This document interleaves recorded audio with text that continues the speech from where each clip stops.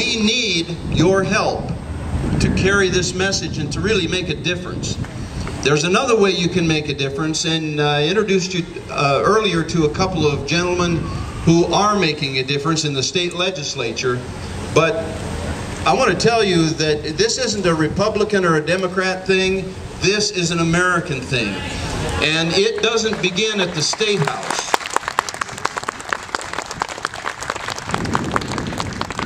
It doesn't begin at the state capitol. It begins in the city of Rapid City. There are people here today who need to run for city council. There are people here today who could run for mayor. There are people today who could run for county commission.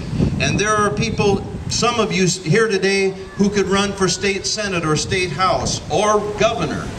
There are some of you who could run for a national office. We need you to help preserve what this country is all about. We need your help. So as your presence here today is significant to us, and you do make a difference. But there are many of you who could make an even greater difference if you chose to run for an office. We've recruited a number of people to run for school board. We will continue our mission to elect accountable, responsible people to public offices.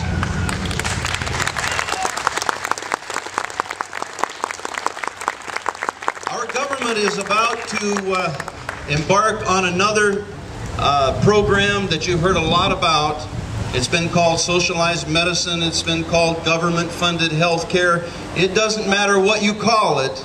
It would be hazardous to our nation's health. And I'd like to introduce to you a former state representative this morning who will talk to you a little bit about socialized medicine, Dr. Don Van Etten.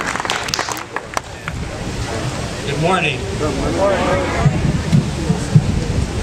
I guess I will take it out of here. Well, I'm glad you're all warmed up this morning. I was asked to talk a little bit about socialized medicine. There are things that are wrong with the delivery of medical care in the United States, but we don't need socialized medicine.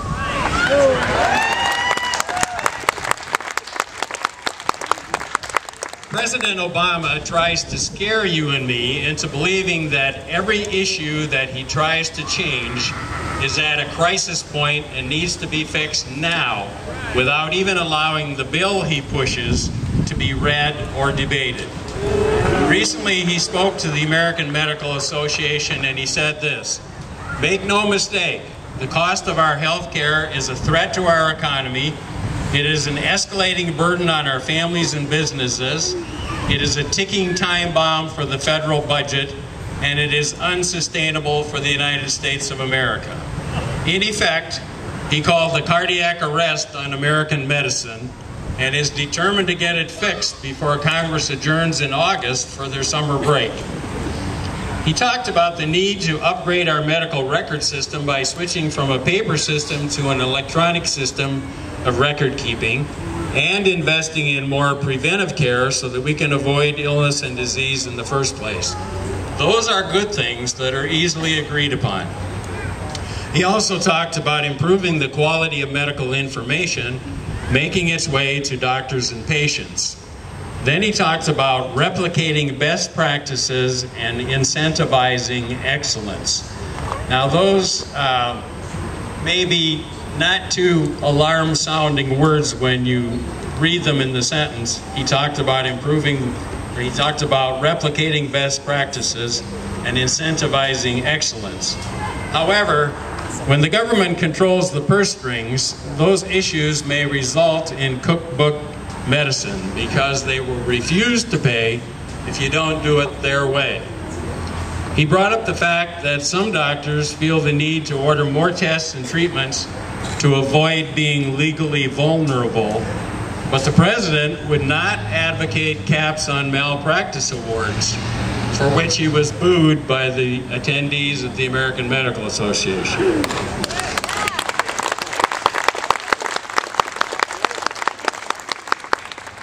When the president went to Green Bay to promote his plan, he tried to convince the audience that his goal was not socialized medicine, by claiming that socialized medicine would mean that the government would basically run all of health care.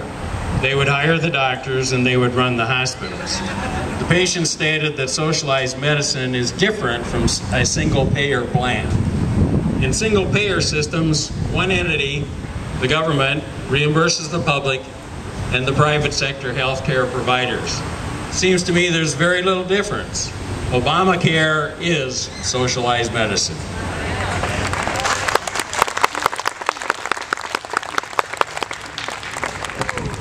Senator Ted Kennedy has been the main architect of the president's health care plan. His bill is 615 pages long. Yeah, I guess I question what Senator Kennedy knows about medical care also. The government option for health insurance in the bill will be available to people with incomes up to 500% of the poverty line. An unprecedented reach of a federal entitlement program into the nation's middle class. How are we going to pay for such a massive program? The government is already borrowing 50 cents of every dollar it spends.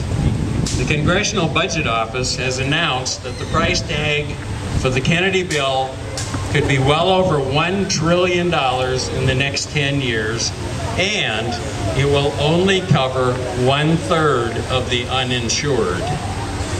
Liberals are lowballing the price of the Kennedy plan, but the Cato Institute points out that when Medicare was launched in 1965, Part A was projected to cost $9 billion. By 1990, it had cost $67 billion.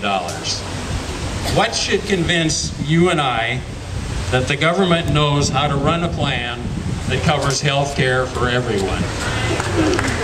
Health and Human Services.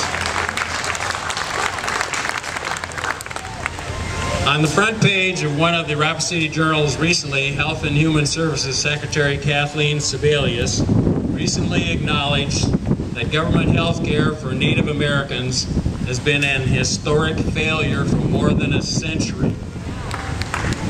Where is the government going to get the new smarts to do a better job for all of us?